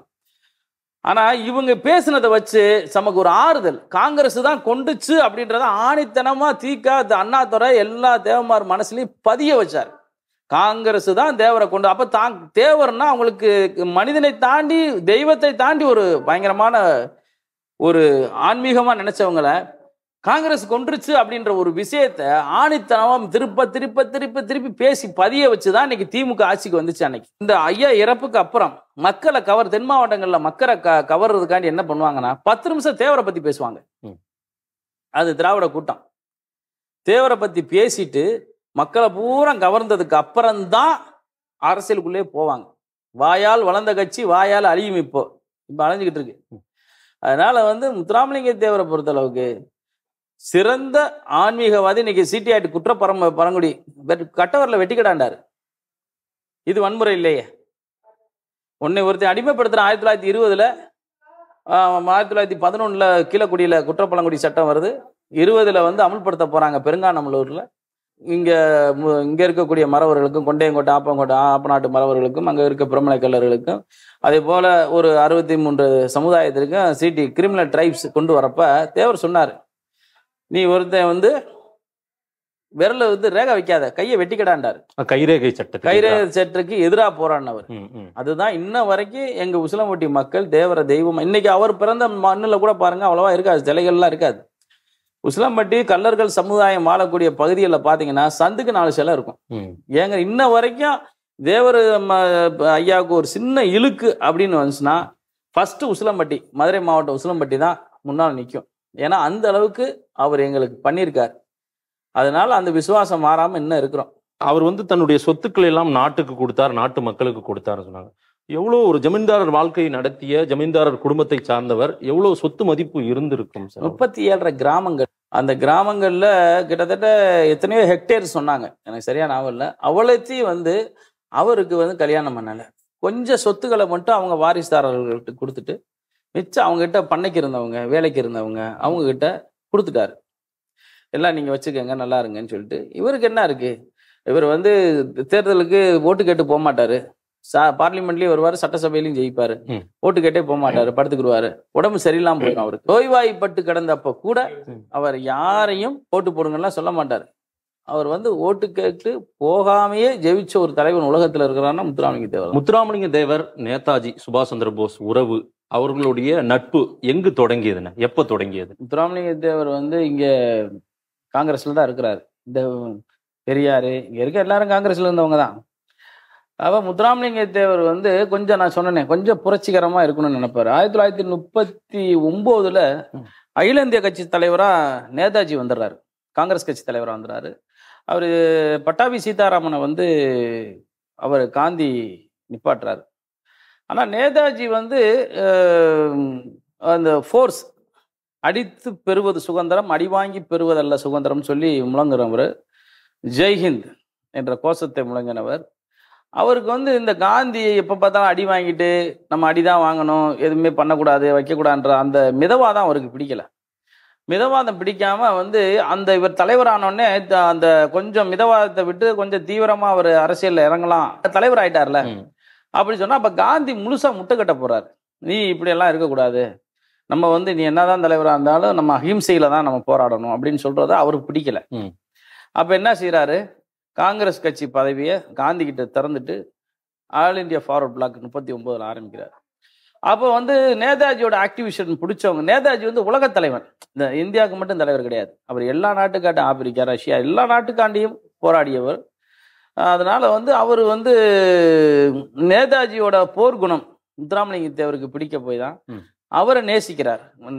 கல்கத்தாவுக்கு வந்து முத்துராமலிங்க தேவரை வந்து அவங்க அம்மாட்ட நேதாஜி இன்ட்ரடியூஸ் பண்ணி வைக்கல, உன்னுடைய கடைசி மகன் வந்திருக்கிறான் அப்படின்னு சொல்லி தான் அவரை இன்ட்ரடியூஸ் வைக்கிறான்னா அவங்களுடைய நட்பை நம்ம புரிஞ்சுக்கணும். அந்த அளவுக்கு தமிழ்நாட்டினுடைய ஃபர்ஸ்ட் ஃபார்வர்ட் பிளாக் தலைவர்.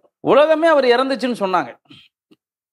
உலகமே வந்து விமான விழாத்துல நேதாஜி இறந்துட்டாருன்னு சொன்ன கூட, நான் கடைசி வரைக்கும் நான் நேதாஜியை வந்து நான் பார்த்தேன், என்கிட்ட பேசினேன், அவர்கிட்ட நான் பேசினேன், பர்மாவில் பார்த்தேன், சைனா பார்டரில் பார்த்தேன், அவர்கிட்ட பேசினேன்னு சொல்றது தான் காங்கிரஸுக்கு ஒரு பெரிய குடைச்சல், அவனுக்கு பெரிய குடைச்சல். ஏன்னா அவன் காட்டி கொடுக்குறேன்னு சொல்லி தான், நான் பிடிச்சி கொடுக்குறேன் சுதந்திரம் வாங்கியிருக்காங்க. 1957 கலவரத்துக்கு அப்புறம் 59 வெளியே வந்து 2 ஆண்டுகள் வந்து தேவர் எந்த அரசியல் பணியிலும் ஈடுபடலை. அவர் வந்து ஓய்வில் இருக்கிறார். புளிச்சிக்குளம்னு ஒரு கிராமம், அத்தை வீடு, அங்க புளிச்சிக்குளத்துல இருக்கிறார், அவருடைய தாய் வீடு தான். அந்த புளிச்சிக்குளத்துல இருக்கிறப்ப அவர் ஒரு விநாயகர் கோயில் கூட அப்ப கட்டியிருப்பாங்க. அங்க புளிச்சிக்குளத்துல ஒரு விநாயகர் கோயில் இருக்கு. அப்ப அந்த ஊருக்காரங்க சொன்ன தகவல், நேதாஜி அங்க முத்துராமலிங்க தேவர் கூட ஒரு சைனா சாமி வந்து தங்கியிருந்தாருன்னு சொல்லுவாங்க. சைனா சாமி வந்து இங்க தங்கியிருந்தாரு, அதனால நேதாஜி அவர் நேதாஜியா இருக்கலாமோ அப்படின்னு சொல்லி இப்ப அவங்க சொல்றாங்க, இப்ப வரலாற்று ஆசிரியர் சொல்றாங்க. ஆனா சைனா சாமின்னு சொல்லி அவங்க இங்க வந்து புளிச்சிக்குளத்துல நேதாஜி இருந்ததாக ஒரு வரலாறும் சொல்லப்படுது.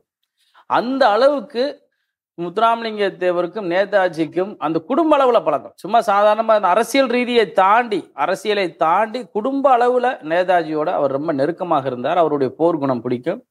ஐஎன்ஏக்கு ஆள் சேர்க்கிறப்ப முத்துராமலிங்க இப்போ ஒரு படம் கூட 1945 ஒரு படம் கூட வந்திருக்கு. ஆந்திராக்காரன் தெலுங்குக்காரனுக்கு தெரியுது தேவரோட பெருமை. அதுல அந்த படத்துல டப்பிங்ல வருது, முத்துராமலிங்க தேவர பேரை சொல்லுங்க, அந்த ஐஎன்ஏல சேர்த்துக்குருவாங்கன்னு. ஆனா இங்க இருக்கக்கூடிய திராவிட என்ன செஞ்சுன்னா, முத்துராமலிங்க தேவர் ஐஎன்ஏக்கும் சம்பந்தம் இல்லாத மாதிரியே காமிச்சுக்கிருவான் இங்க. ஆனா முத்துராமலிங்க தேவர் ஐஎன்ஏக்கு இங்க இருந்து 75% இங்க இருந்து போனவங்க, அதுல சாதி இல்லை, எல்லா சமூகத்தையும் சேர்ந்தவங்க போனாங்க. குறிப்பா முக்குளத்தூர் சமூகத்தை சேர்ந்தவங்க அதிகமா போனாங்க. ஐஎன்ஏல போய் இந்த தேச விடுதலைக்காக இறுதி வரை போராடினாங்க. இந்த ஒரு நாய் இப்போ ஒருத்தன் புதுசா சொல்லிட்டு இருக்கான், வீர சாவர்கர் வந்து, இந்த வீர சாவர்கருடைய போட்டோ அந்த இருக்கு பாருங்க. வீர சாவர்கர் வந்து ஆங்கிலேயர்களுக்கு படை திரட்டி கொடுத்தார், நேதாஜிக்கு எதிராகவும் ஆங்கிலேயருக்கு ஆதரவாகவும் ஒரு படை திரட்டி கொடுத்தாங்க, வீர சாவர்கர் கொடுத்தாருன்னு ஒரு கதை சொல்றான். அப்படி கொடுத்திருந்தா முத்துராமலிங்க தேவர் 63 வரைக்கும் உயிரோட இருந்திருந்தார். வீர சாவர்கருடைய போட்டோ இந்த வீட்டுல இருந்திருக்காரு. எப்படிப்பட்ட தேசபக்தர் முத்துராமலிங்க தேவர்னு உங்களுக்கு தெரியும். தேசத்தையும் தெய்வீகத்தையும் உடலாகவும் உயிராகவும் பாய்த்தவர். அவர் இந்த தேசத்திற்கு ஆங்கிலேயருக்கு படை சேர்த்து விட்ட வீர சாவர்கருடைய போட்டோ இங்க இருக்குமா? இருக்காது. இது மாதிரி ஒரு பொய்யான வரலாறுகள், பொய்யான கட்டுக்கதைகளை, உலகப்போர், முதல் உலகப்போர், இரண்டாம் உலகப்போர்ல எல்லாம் இது ஆங்கிலேயர்களுக்கு படை திரட்டி கொடுத்ததற்கு ஆவணம் காந்திக்கு பரிசே கொடுத்துருக்கான். காந்தி நேரு செஞ்ச வேலையை வீர சாவர்கர் செஞ்சாருன்னு சொல்றான். அப்படி செஞ்சிருந்தா பசுமன் முத்துராமலிங்க தேவர் வாழ்ந்த வீட்டுல இங்க இருக்குமா அந்த போட்டோ? அப்ப இவங்க இந்த பொய்யான வரலாறு தேவருடைய சிறுமைப்படுத்தணும், அவருடைய தியாகங்களை சிறுமைப்படுத்த வேண்டும், நேதாஜியை சிறுமைப்படுத்த வேண்டும் என்பதற்காகத்தான் இதை செய்யறான். ஆனா இன்னைக்கு இருக்கக்கூடிய மோடி அரசாங்கம், மோடி சர்க்கார் இன்னைக்கு ரோஸ் ஐலாண்ட் தீபை நேதாஜி தீவுன்னு மாத்திருக்க அந்தமான்ல. இன்னைக்கு நேதாஜிக்கு பல்வேறு இன்னைக்கு நேதாஜியோட ஆவணங்களை வெளியிடணும்னு சொல்லியிருக்கு. ஆனா நேதாஜியோட வரலாறுகளை வெளியே கொண்டு வராங்க. இப்ப ரூபா நோட்டில் நேதாஜியோட படத்தை பொறிக்கணும்னு பேசுறாங்க பார்லிமெண்ட்ல. இது நேதாஜிக்கு, ஏன்னா நேதாஜினாலதான் இந்த தேசத்திற்கு சுதந்திரம் வந்தது. அதற்கு முக்கிய காரணமாக இருந்தவர் தென்கோடியில் பிறந்த பசுமன் முத்துராமலிங்க தேவர். அதுல எந்த மாற்று கருத்தும் இல்லை. இவர் இல்லைன்னா இன்னைக்கு ஐஎன்ஏ படம் இல்லை. முத்துராமலிங்க தேவர் சின்ன லெட்டர் கொடுக்கணும்னு அவசியம் இல்லை. ஐயா பேரை சொன்னாலே உடனே சேர்த்துக்கிறோம் ஐஎன்ஏல. அந்த அளவுக்கு ஆட்களை சேர்த்து இந்த தேசத்திற்காக பாடுபட்ட 2 பேருடைய நட்பு ஆழப்பெரியது. சரியான குறைச்சலாம் மதிப்பிட முடியாது. அந்த குரு பூஜைன்றது ஒண்ணு இவருக்காக தான் அது இங்க தொடங்கப்பட்டது. அதை தொடர்ந்து எல்லாருக்கும் குரு பூஜைன்ற மாதிரி பெயர்கள் வந்தது இங்க இருந்து தான் ஆரம்பிச்சது. இங்க இருந்து தான் குரு பூஜை என்ற ஒரு வார்த்தையே ஆரம்பிச்சது. சரி, எத்தனையோ சித்தர்களுக்கும் ஞானிகளுக்கும் யோகிகளுக்கும் ஆரம்பிச்சிருந்தா கூட அது பெரிய அளவுல இந்து சன்மார்க்கவாதிகளை தவிர இந்து ஆன்மீக பெரியவர்களுக்கு கூட அந்த குரு பூஜை என்ற வார்த்தை யாருக்கும் தெரியாது. ஆனா இன்னைக்கு அரசியல்வாதிகள் பிற சமூகத்தை சேர்ந்தவங்க எல்லாம் குரு பூஜைன்னு சொல்றதுக்கு காரணம் என்னன்னா அந்த வார்த்தை இங்க இருந்து வந்தது. ஏன்னா தென் தமிழ்நாட்டின் மட்டுமல்லாமல் தமிழ்நாட்டில் ஒரு ஆளுமை மிக்க சமூகமாக அதில் பிறந்த ஒருவருக்கு குரு பூஜை என்பது அது பிரபலமாக பேசப்பட்டது. சரி, அதற்கு நிகராக நம்மளுடைய சமூக தலைவர்களையும் கொண்டு வர வேண்டும் என்பதற்காக ஆசையிலே அவர்கள் குரு பூஜை என்று சொல்லுகிறார்கள். நான் அது தவறு என்று சொல்லவில்லை. ஆனால் அது குரு பூஜைக்கு சில வழிமுறைகள் இருக்கு, சில விதிமுறைகள் இருக்கு. குரு பூஜைன்னு சொல்றோம்னா அது ஜாதி ஆணவம் கிடையாது, அது ஆன்மீக பற்றுனால. அவர் அந்த வழியிலே ஜீவசமாதி முறையிலே அடக்கம் செய்யப்பட்டதனால் அவர் குரு பூஜையை நம்ம குரு பூஜைன்னு சொல்றோம். இல்லைன்னா நாங்கள் நினைவு நாள் தான் சொல்லியிருப்போம், நினைவு நாள், பிறந்த நாள்னு. ஆனா உலகத்திலே ஒரு மனிதன் பிறந்த அன்றைக்கே இறக்கிறான் என்று சொன்னால் அது முத்துராமலிங்க தேவர் தான். சரி, பிறந்த நாளும் இறந்த நாளும் ஒன்று. அதே நாள்ல தான் உலகத்தை விட்டு என்னைக்கு வரும், 29 இறக்குறாரு. ஆனா இந்த உலகத்தை விட்டு என்னைக்கு போகுதோ அதுதான் தேதி. 30 அக்டோபர் 30 பிறக்கிறாரு. ஆனா அக்டோபர் 29 இறக்குறாரு. ஆனா அந்த பூத உடல் 30 வரைக்கும் இருக்கு. இந்த உலகத்தை விட்டு மறையில தான் அது கணக்குல வரும். பிறந்த நாளும் இறந்த நாளும் ஒரே நாள் ஒரு மனிதனுக்கு. அதனாலதான் குரு பூஜை. சும்மா அவரோட பிறப்பெல்லாம் நம்ம சாதாரணமா நினைக்க முடியாது. முருகப்பெருமானுடைய அம்சம் அவர். ஒரு வள்ளலார் மடத்துல சன்மார்க்க மடங்கள்ல இருக்கக்கூடிய அந்த வள்ளலாருடைய பாடல்களை படிக்காமே பாடக்கூடியவர். பெண்களை அவர் அதான் சொன்ன தாய் இல்லாத காரணத்தினால யார எந்த பெண்ணை பார்த்தாலும் தாயின் ஏக்கமாவே பார்ப்பார். அவர் தாயாவே பார்ப்பார். பர்மாவுடைய வழக்கம் என்ன, யாரு பெரியவங்க பண்ணாலும் அந்த கூந்தலை தரையில படுக்க வச்சு அந்த கூந்தல்ல நடந்து வரதான் உயர் மரியாதை. அப்ப பர்மாவுக்கு போறாரு.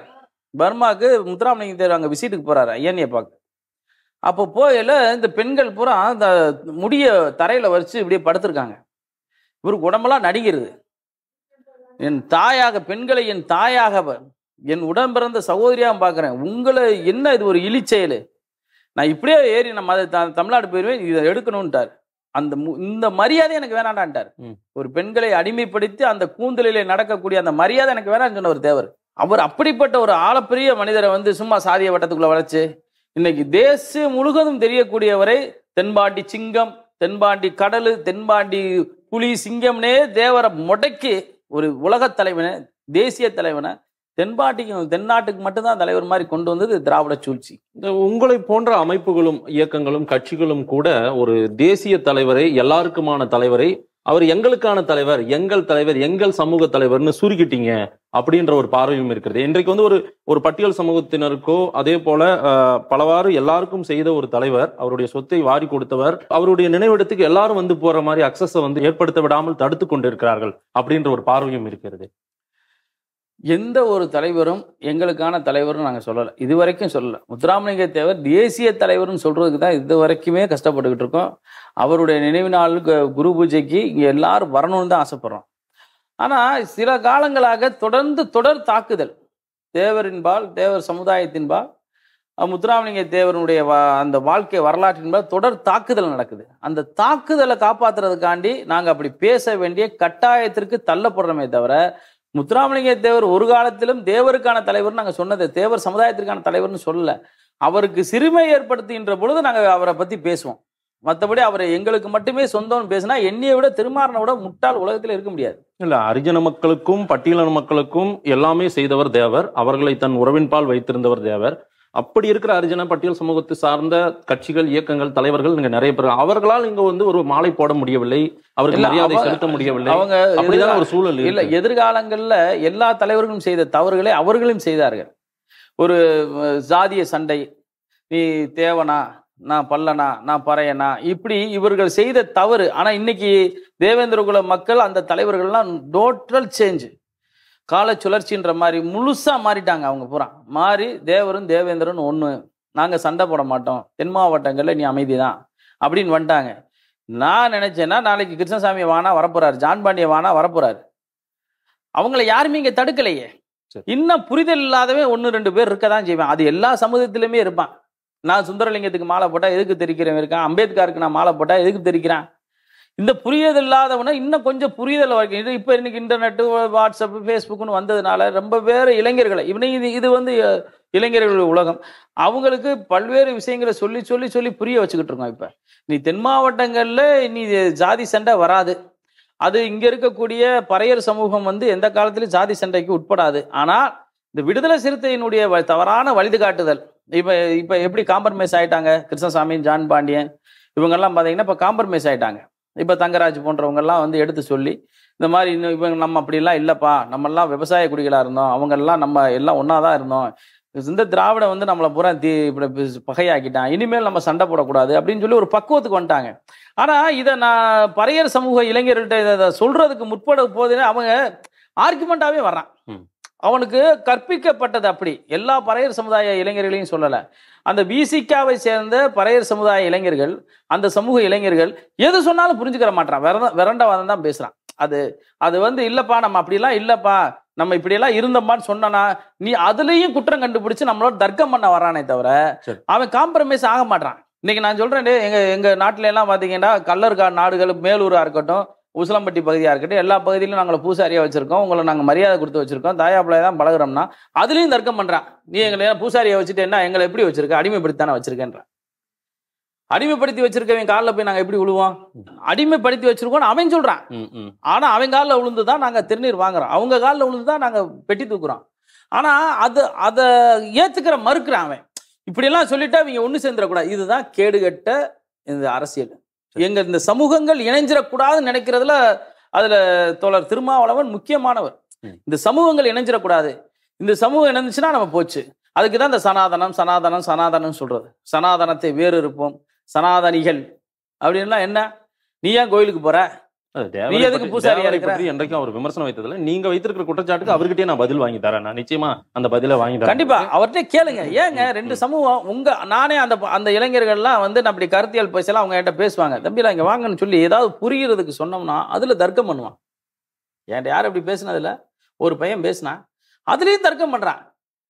நீ இந்த மாதிரி ஆளுடா, நீங்க இப்படியெல்லாம் இல்லடா, நம்ம எல்லாம் நல்லா தான்டா இருக்கிறோம், ஏன்டா நீங்களா தவறா நினைச்சுக்கிறீங்க அப்படின்னா என்ன நீ போயா வேணான்னு பேசுற.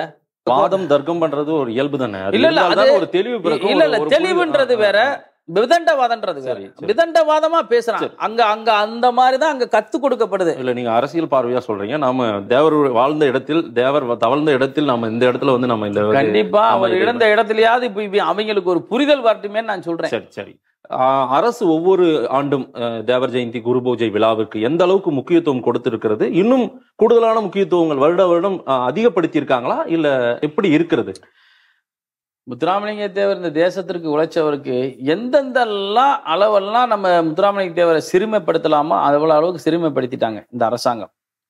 அது அனைத்து இந்திய அண்ணா திராவிட முன்னேற்ற கழக அரசாங்கமாக இருந்தாலும் சரி, திராவிட முன்னேற்ற கழக அரசாங்கமாக இருந்தாலும் சரி, ஏங்க ஒரு தேசிய தலைவருக்கு 144 தடை. வாகனங்களில் போகக்கூடாது, பால் குடம் எடுத்துகிட்டு போகக்கூடாது, ஸ்டார்ச் கொண்டுட்டு ஓடக்கூடாது, பூக்குழி இறங்கக்கூடாது, பால் குடம் தீச்சட்டி எடுக்கக்கூடாது. ஒரு ஆன்மீக விழாவே அரசு விழா அப்படின்னா என்ன சார்? நீங்கள் ஒரு விழா நடக்கிறீங்க, மாதேஷ் வீட்டில் ஒரு விழா, அந்த விழாவுக்கு எல்லாத்தையும் கூப்பிட்டு நீங்களே போலீஸை போட்டு தடுத்து யாரும் உள்ளே வரக்கூடாதுன்னா இது எந்த விதத்துல நியாயம்? சின்ன சின்ன அத்துமீறல்கள் சிலது நடக்குது இல்ல குரு பூஜை நிகழ்வின் போது. 10 லட்சம் பேர் கூடுற இடம், நம்ம கையில இருக்க விரலே ஒன்னா இல்ல. 10 லட்சம் பேர் கூடுற இடத்துல என்ன செய்ய முடியும்? ஒண்ணு சில நடக்க தான் செய்யும். அதுக்கு தான் கண்ட்ரோல் பண்றதுக்கு 5 வருடமும் நடக்குமா? அதை நம்ம தடுக்கிறதுக்கு நம்ம இயக்க தலைவர்கள் எப்படி எல்லாம் இருந்த ஒரு விஷயம் கேளுங்க. தேவர் நமக்கு அதுவா சொல்லி கொடுத்துட்டு போனார். அதை தவிர்க்கணும் இல்ல, ஆண்டாண்டு குறையணும் இல்ல. அது மாதேஷ், இந்த புண்ணிய பூமியில ஒரு ஜாதி கலவரம் வந்து துப்பாக்கி சூடு நடந்துச்சுன்னு உங்களால சொல்ல முடியுமா? இல்ல. 78ல இருந்து இப்ப வரைக்கும் குரு பூஜையில ஒரு கலவரம் நடந்துச்சு, இங்க தீய எரிச்சாங்க, கடையை உடைச்சாங்க, ஏதாவது ஒண்ணு சொல்ல முடியுமா? ஏன்னா இது ஆன்மீக விழா, இங்க நடக்காது, பிற இடங்கள்ல நடக்குது. நீங்க அதோட இதை கம்பேர் பண்ணக்கூடாது. பிற இடங்கள்ல நடக்கிறதும் இதுவும் ஒண்ணும் கிடையாது. பிற இடங்கள்ல இந்த எங்களுடைய சமூக இளைஞர்களோ எங்களுடைய பூரா மாலை போட்டு வரேன் மாதேஷ், பூரா மாலை போட்டு காப்பு கட்டி விரதம் இருந்து கோயிலுக்கு வர இடத்துல இங்க எப்படி நாங்க கலவரம் பண்ணுவோம்? இங்க அது 1-2 பேர் வேடிக்கை பார்க்க வரவன் எவனா ஒரு சின்ன சேட்டை பண்ணலாம், அது கூட பண்ணலன்னா திருவிழா கிடையாது. சின்ன சின்ன சேட்டை ஏதாவது பண்ணுவான், அது அவன் அளவுல முடிச்சுட்டு போயிடுவான். பெரிய அளவுல இங்க பெரிய துப்பாக்கி கலவரமோ இல்ல தீய எரிச்சாங்க ஊரை எரிச்சாங்கன்னு ஏதாவது வந்திருக்கா? வரமாட்டாங்க. ஏன்னா எல்லா சமுதாய மக்கள் இங்க தானே இருக்கிறான், அது எப்படி எரிப்பான்? அரசியல் படுத்தப்படுது, தனிமைப்படுத்தப்படுது, முத்துராமலிங்க தேவரை சிறுமைப்படுத்தப்படுது. கண்டிப்பாக இந்த திராவிட முன்னேற்ற கழக அரசாங்கமாவது இந்த ஆண்டாவது 144 தடை உத்தரவு ரத்து செய்யணும். திரு ஸ்டாலின் அவர்கள் எதிர்க்கட்சி தலைவராக இருக்கையில வந்தார், வந்து நாங்கள் ஆட்சிக்கு வந்தால் கண்டிப்பான முறையில் மதுரை விமானத்திற்கு தேவர் பேரை வைப்போம்னு சொன்னார். இவர் ஆட்சிக்கு வந்துட்டாரு. தென் மாவட்டம்ல அவங்க திமுக தான் அதிகமாக வந்திருக்கு, ஏன் இன்ன வரைக்கும் பேர் வைக்கல? ஏன் அதை பத்தி கூட பேசல? அப்போ தேவரை வந்து ஒரு ஓட்டு வங்கி அரசியலா பாக்குறாங்களே தவிர இங்க வரணும் அவ்வளவுதான். இல்லைன்னா அவன் ஜாதிக்காரன் நம்ம ஓட்டு போட மாட்டான், அவன் ஜாதியில இருக்க எம்எல்ஏ நம்ம ஏதாவது மனசை கஷ்டப்படுவான், அவனுக்கு ஏதாவது பிரச்சனை ஆயிரும், அப்படி வர்றவங்கள தவிர உண்மையான பக்தியில வந்தவங்களாம் அந்த காலம்.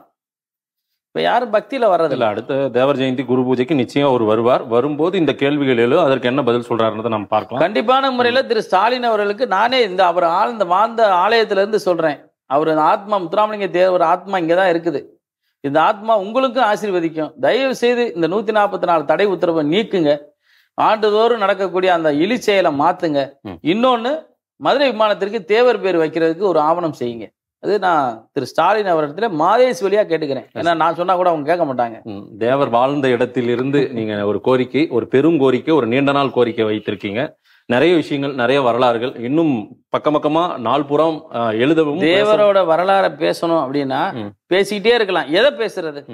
ஒரு மனிதன் வந்து ஐயனியலை பத்தி பேசினா பேசலாம், ஆன்மீகத்தை பத்தி பேசினா பேசலாம், சிறு வயது வாழ்க்கை வரலாறை பேசினா பேசலாம்.